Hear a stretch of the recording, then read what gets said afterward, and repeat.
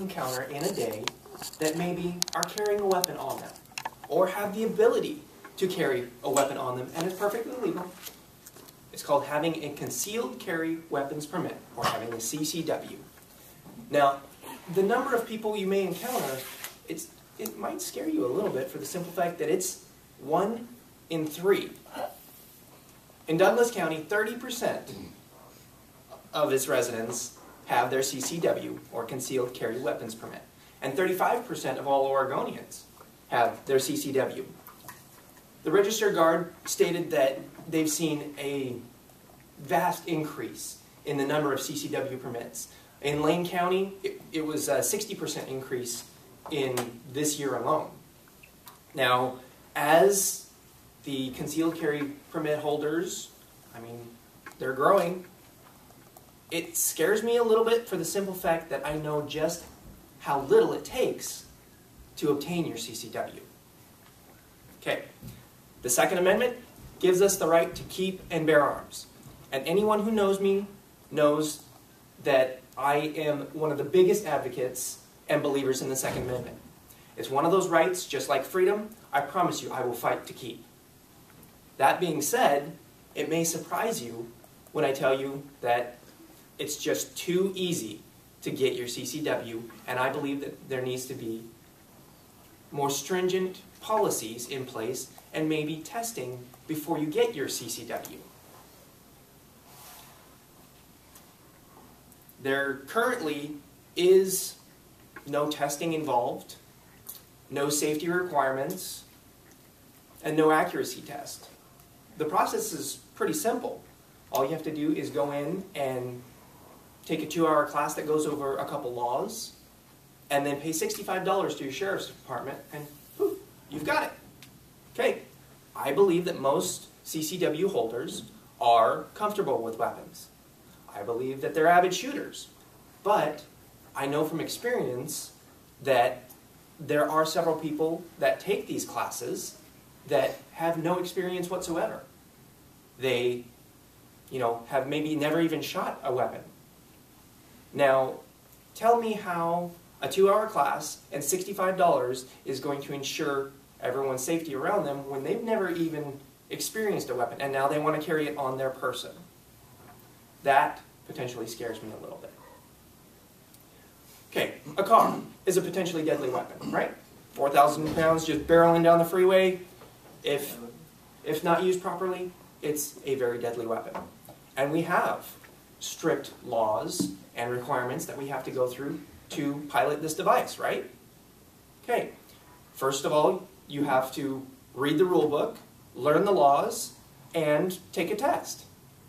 Okay? With that, that's just to get your permit. Then you get to practice for a year before you can actually get your license. Then you have to do a drive test to prove that you can pilot this device. So I don't understand why we don't have something similar with the CCW permit, being the fact that there are very little requirements for having a CCW, or the concealed carry weapons permit. I believe it is the responsibility of the CCW holder to make sure that they are safe and a competent carry holder. Without proper training, a gun on your person is more of a liability to you and everyone around you.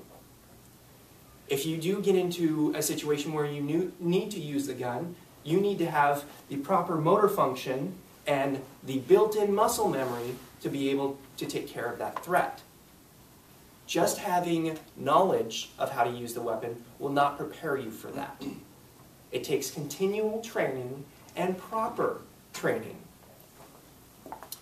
I believe that you need to train under stress, because if you don't train under stress, when your adrenaline is pumping and your heart is beating 190 beats per minute, you're going to forget the little things, like taking off the safety.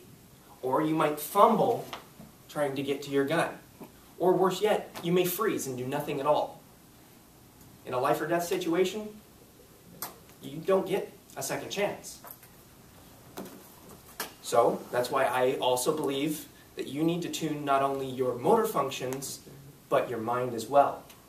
Practice with shoot and no-shoot targets. That way you can make the discernment between friend and foe.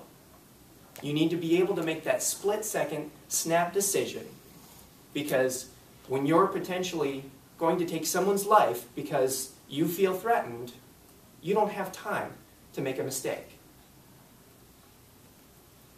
In that heat of the moment, things can go down fast. You only have time to react. So you need to make sure that you have the proper training and continual training. Therefore, proper technique becomes automatic. Paul Markel, the gun writer and trainer, said that it is not possible to train oneself. You can practice by yourself, but without proper training, you're likely just ingraining bad habits. So it's important to get into a proper training course. There are several around. I found with just an internet search, there is Front Sight, Gun Sight, IPSC, IDPA, and several others. And I didn't even try hard finding these. So if you don't like going out of your comfort zone there, how about your local gun club? It's a good resource. They have a defensive pistol training course every Saturday, the first Saturday of every month. I recently attended, and I got a lot out of it.